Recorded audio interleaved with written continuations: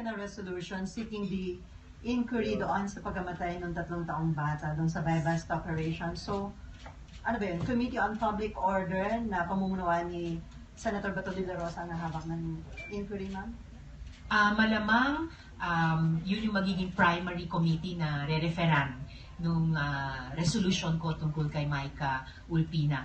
I wish Senator Doroy the best sa pamumuno ng komiteng iyon, kung siya nga yung magiging tagapangulo. I wish him the best, lalo na in the wake of yung mahusay na pamumuno niyan ni Senator Ping.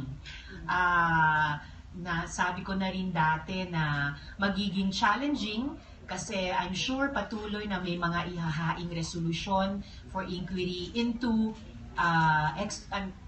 unfortunately to extrajudicial killings at pati yung mga naganap na noon sa war on drugs ni Presidente. And I'm hoping na si Senator Doroy ay i-dispense yung duty niya bilang committee chair with all the fairness at saka judiciousness dahil malamang sa iimbestigahan ay mga kaso niyang EJ case o kaya corruption or other abuses sa war on drugs na nagsimula o nangyari nung panahon na siya pa yung chief.